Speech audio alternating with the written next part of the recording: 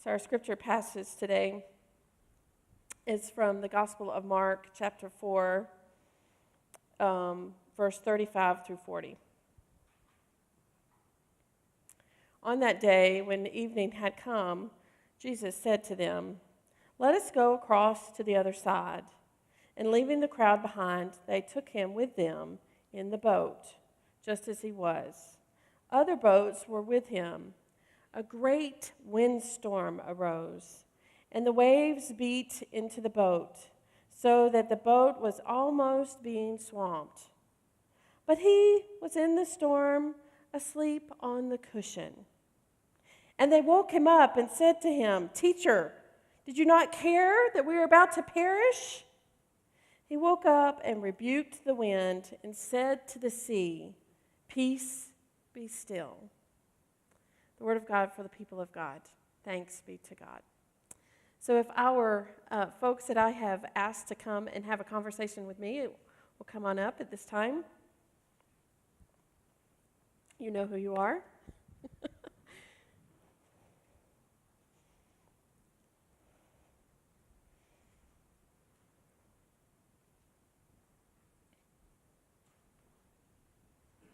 Yeah, please. Thank you. Okay, so we're going to do things a little different. We're going to have a sermon in conversation. And I've asked these folks up here because each one of them has a unique story about fear. It's Halloween. We're going to talk about fear, what we're afraid of. And some of their stories are things that they've been afraid of and have overcome. Some of them are current fears that they're working on. And so I'm going to let each of them I'm going to pass the mic and let them speak of their particular fear. Start on that end. Okay. And you'll know why in just a minute. So, actually, my story is a story of no fear. Or overcoming, right there? Huh? Overcoming, yeah. Well, sure, overcoming fear. I mean, Linda texted me and asked me to talk about the fears I face every day. And as I thought about it, I realized I don't have any fear in my life. There's absolutely no fear in my life. And I work hard and there's frustration. I deal with a lot of death and dying, and I deal with watching a lot of people suffer horrible things pretty much every week, but there's no fear. And so I told Linda I don't think I should get up and talk, but she asked me if I ever had fear, and truth be told, yeah, during my train, I don't. Everybody doesn't know me, but I'm a general vascular surgeon, and when I started my training after medical school in '94 in Dallas, Texas, and tell me if I'm taking up too much time. You're doing great. You're doing great. So in Dallas, inner city Dallas, Parkland Hospital is a huge indigent care hospital, and we took care of a lot of the sickest people in this country. I mean, it's the number one trauma center, surgery ER in America. So I can guarantee you right now there's somebody rolling into the ER doors at Parkland Hospital with either a gunshot wound or a stab wound. And being a surgery resident, that's what we did. When people would come in stabbed in the heart, we'd open their chest up in the ER and start working on them. And so in those days, yeah, I had fear early on, taking care of people that were going to die if we did anything wrong, and a lot of times they died anyway. 5 years at Parkland, basically working 7 days a week for 5 years and being on call every third night, up all night, you just sort of get it beat out of you so that, there comes a point where you're so used to seeing everything, nothing scares you. And I've been at that point for a long time. Mine is probably... Tell your name, if you would. Mark and... Larry. Yeah. Fear and respect. Probably to set up my story, I was probably 15 or 16, living in Grants Pass. A group of us, this hot summer day, but the river was cold, and we decided we would swim out across the river. Well, they took off and went swimming and across there, and so I didn't want peer pressure, so I took off and went out. About halfway through, I was fighting the river because I was trying to get to a point, so I was kind of swimming upstream, and I didn't know if I was going to make it, so I just kind of had to relax And if I remember right, I think I just let the river take me down, and I just worked my way back to the shore. So from that point on, had a great deal of respect for how strong a river can be in water. And so had really no desire to do anything more with the river, in the river, swimming. So my boys and their father, my stepsons, we decided to go on a Tahiti trip on the upper river. This was probably 30 years ago. And we all had personal Tahitis, no problem, on top of the water, not in the water, no problem. About Lewis Creek, there's a big bend in the river, must be some big rocks that the river takes some big rolls. You don't really notice it that much, but I got sideways in that, and it pulled me in under, life jacket and all, and pulled me down. And I didn't know which way was up because of the force of the river, and it finally just let me go. And from that, the rest of that trip, I was cold, had no more desire to do anything like that in a river. Now, whether it be fear or whatever, I don't know, but just a great deal of respect of how powerful that river is. Cardboard City with Habitat for Humanity. The kids, I was a part of that. The kids won that from our church. The winning prize for that was a rafting trip on the lower river. So I considered, should I go? Oh yeah, I can be in a big raft on top of the water, not in the water. Very small chance that I would have to do anything. Well, they had some small Tahitis. I think Ben was out there and others were out there. Hey Larry, you want to do a Tahiti? Nope. Fear, respect, I don't know. But finally I said, I got to get past this. So the rapids that we were coming up to were really quite they were a lot more powerful than the one that I ever experienced on Lewis Creek. I said, okay, I'm gonna do this. And so I did. Talk about focus. I was so focused on what I was doing. I wasn't worrying about what anybody else was doing. I was just worrying about me, the river, and the Tahiti, and making sure I hit each one of those straight. I was in control, and I made it through. So that was, I guess it was a fear. And I'm glad after 30 years, that I conquered that one. I'm Cheryl. I'm from Dallas, Texas. I had forgotten that you were there doing that. In 1967, I was in the last semester of my college experience getting my degree, and I already had a job secured in Alaska, so I was set to go as long as I graduated.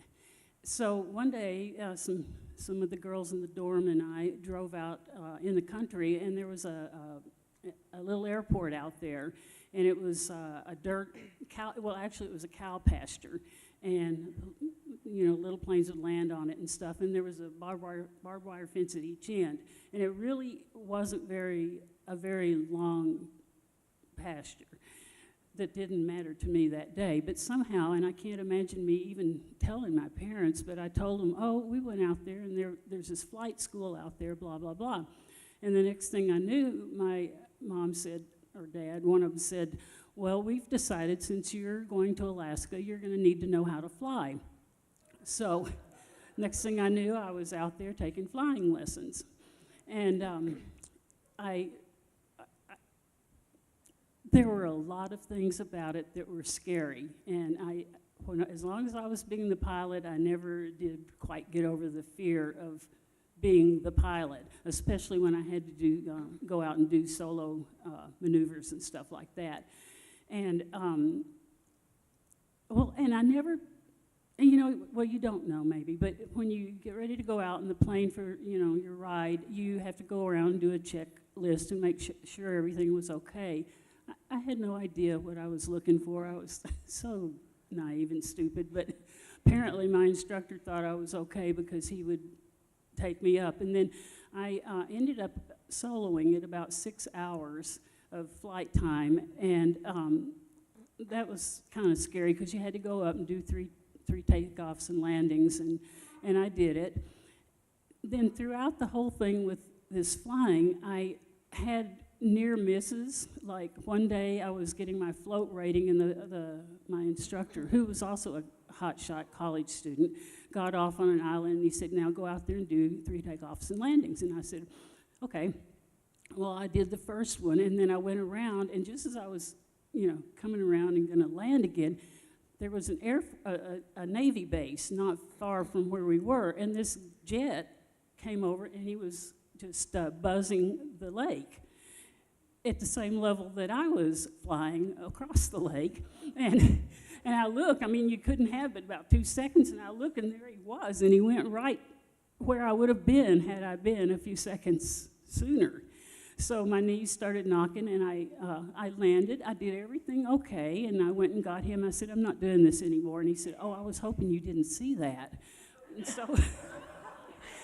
so anyway, I got my license and my float rating and everything, and I went to Alaska. And my husband happened to be a pilot, and he had a plane, and somehow we ended up together. And I had to check out in the plane that he had so that he'd know I'd know how to do it. And needless to say, something happened that day, and there were several things that kept happening, and I never got over the fear, even though, I realized this is a sort of different fear, but I realized that the fear that I have and still have is that whatever somebody asks me to do or something like that, I immediately think, I can't do that. I don't know how to do that, and I'll screw it up, and I don't know. I can't. I'm not any good at all that. And I look back and I think, oh my gosh, of all the things in my life I've done, most of the time I've succeeded, even the really, really hard things, like I got married, and and we've succeeded so far, So I never got over that fear. But in the meantime, I had gone to Alaska and was up in an Eskimo village teaching school, and my best friend hated flying. She was terrified of flying, and I caught it from her. I forgot to mention, back in '67, when I got started in all this thing, I had never really flown in a big airplane, but maybe once. And so we just didn't fly anywhere back then. And so I hadn't had a lot of experience with it. So after she started being scared, every time I'd go, and we lived up in Kotzebue, so it took a lot of flights to get out and go back home to Dallas or whatever. And I was terrified the whole time, and it was all her fault, So finally, I just got tired of that grumble in my guts every time, and finally we had moved to, by then we were living in, Ketchikan. And there was a work team that was going to go down to Costa Rica and do, some stuff like work teams do. And I had to take 6 flights by myself because the rest of the work team was coming from Louisiana. So I had like 6 flights. I had to get down to Miami, and then we had to get down to Costa Rica and then repeat the thing coming back. And I finally said, you know what, God, I am really tired of being afraid of this. I'm tired of, being in an uproar every time. I really need for you to intervene and take this fear from me. And ever since, I haven't been afraid to fly. So that's my story, and I'm sticking to it. And I have to follow that. So my biggest fear really is this, speaking in public. Yeah. And Yeah. so I'm done.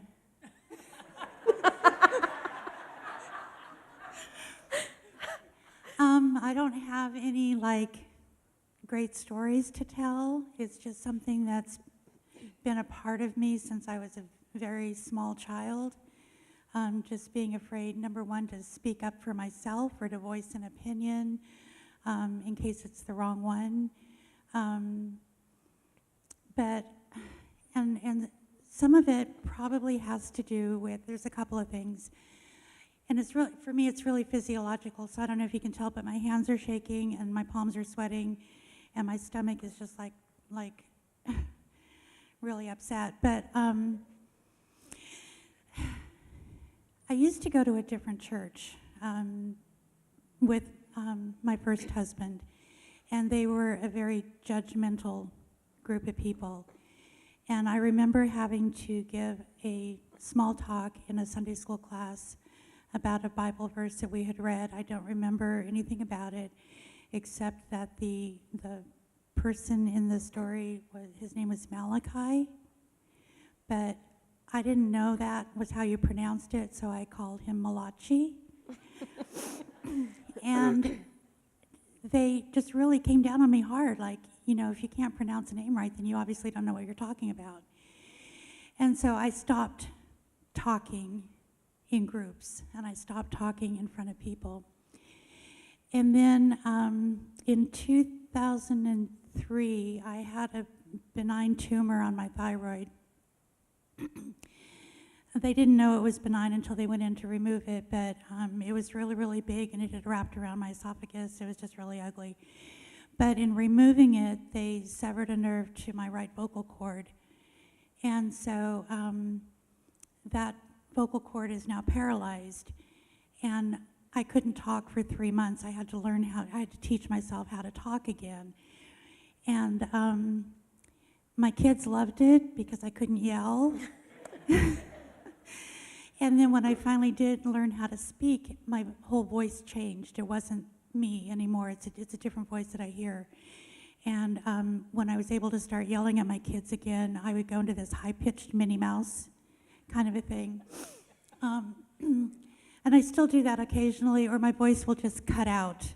I say it's kind of like a cell phone with bad reception. I'll be talking, and then all of a sudden it's gone, and then it comes back, and then it's gone, and then it comes back, and it's really frustrating, especially when you're trying to talk to a group of people or anybody. So with my new job, a lot of what I do is talking in groups and talking in public. And so I've just kind of figured out that it's okay if I make a mistake. You probably won't know it anyway. I'll know it, and like if I'm playing the piano over there and I hit a wrong note, you're going to see it on my face, right? Because I'm going to go, ooh. But otherwise, you might not know it. And so I just kind of, recently I volunteered. What was I thinking? I volunteered to do a rapid response for a business in White City that's potentially going out of business. And so they pulled in community resources to go and talk to all the employees about their different options, resources, and different things that they could do to prepare for the worst case scenario. And so I had to get up 4 different times that day to talk to groups of 25 plus people and tell them about my job and what I could offer them. And it was like, it was okay. Even when I was challenged on something, I knew what I was talking about, and I could give them, the information that they needed to hear. So yeah, so that's just one of my bazillion fears. You're doing. Hold on to that for a minute. Let's give each of them a.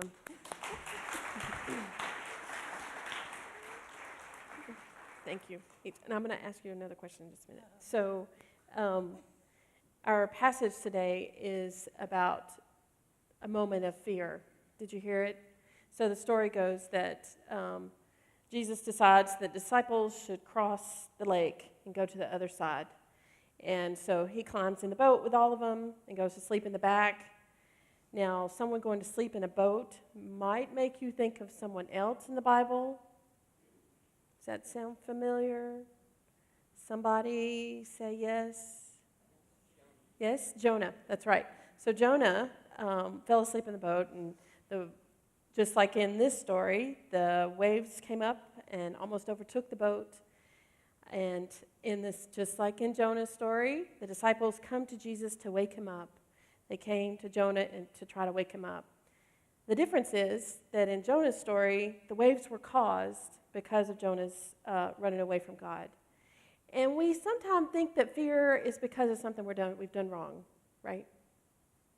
And in Jesus' story, it's almost the exact same story, except he didn't do anything wrong to cause the waves, to be in a bad situation, to be in a place of fear. He did not cause it. And sometimes we do find ourselves in places that we did not cause the storm. And so Jesus just steps out and calms the wind, calms everything. Be still. And the storm calmed. And I heard in your stories a sense of overcoming fear. First thing Jesus had to do was not be afraid of it. In reality, he had to just face it and speak to it. And especially someone that can say you don't have fear.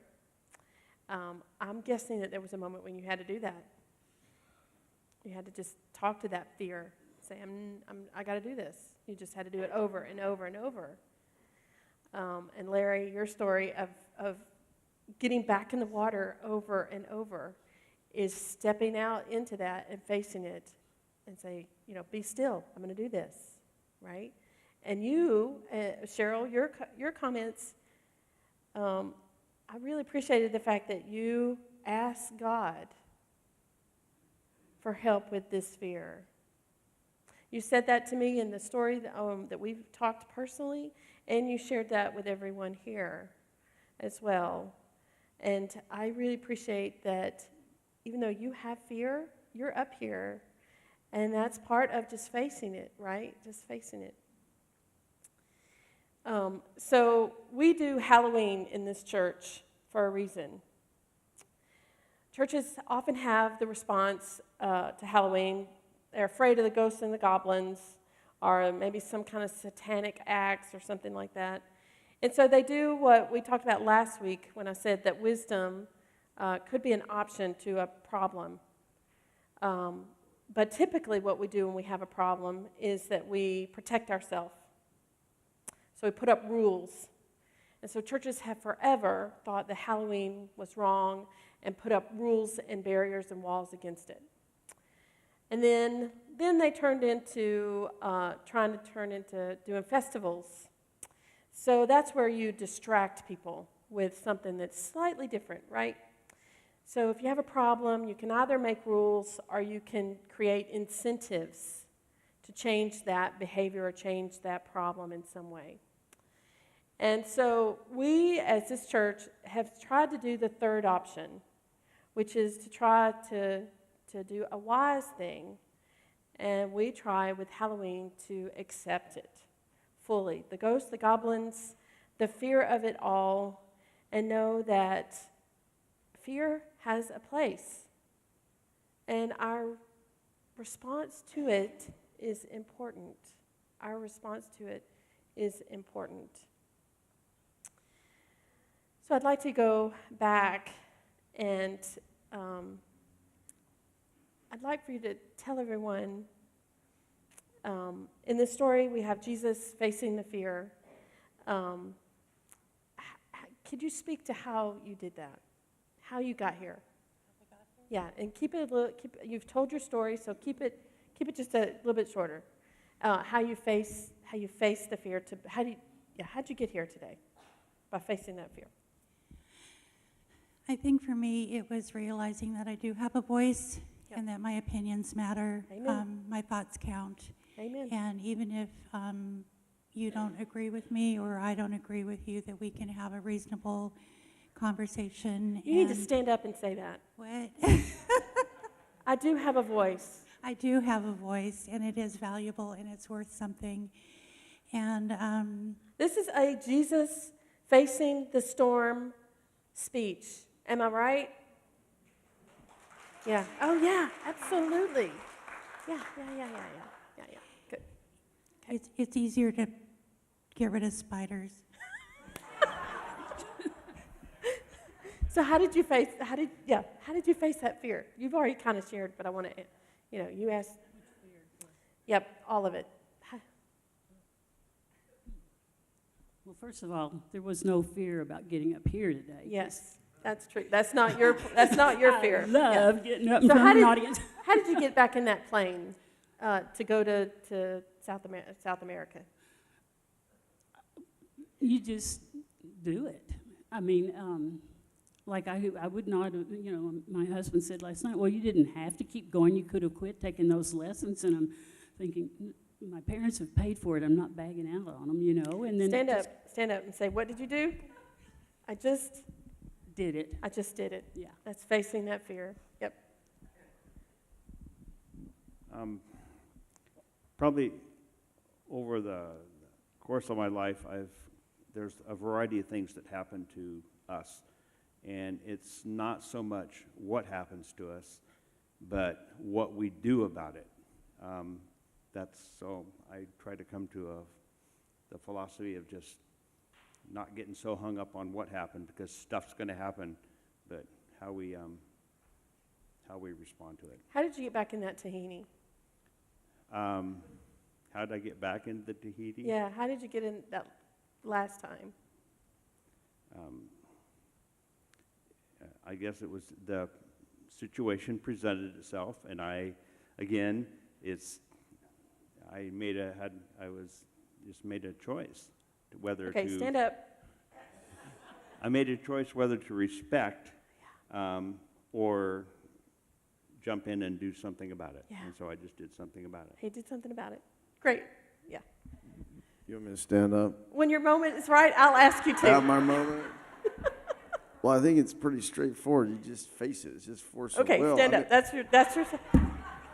Yep. well, it's force of will. And I think the more you face it, the easier it is. And obviously, I mean, in my situation, it was my job. I had to do it. You know, it's just day in, day out. I mean, you got to work for a living. You didn't have to have that job. It could have turned you in a different Oh, direction. yeah, right. Yeah. Well, that's- So you faced it. Right. Yeah. Very good. Yep. Good.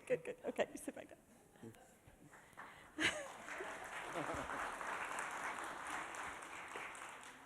So can we go now? No, almost. So now it's your turn. I want you to think of what it is that you're afraid of.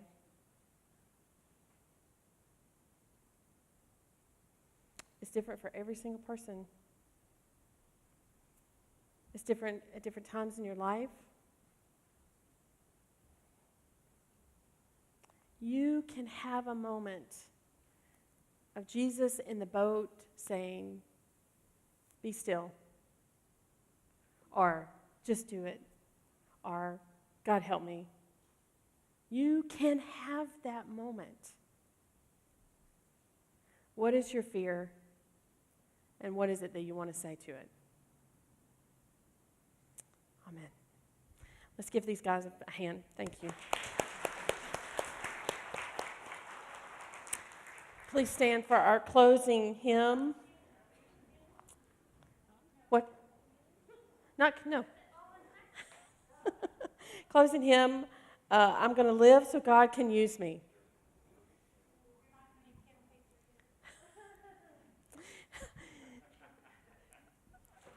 Kim, do you want to? I don't know how. I mean, my worst fear is forgetting to put my clothes on, like coming out in my underwear or something. Yeah. I'm not going to do that. I'm not going to face that fear. Yeah, That would no, be you don't need to face inappropriate.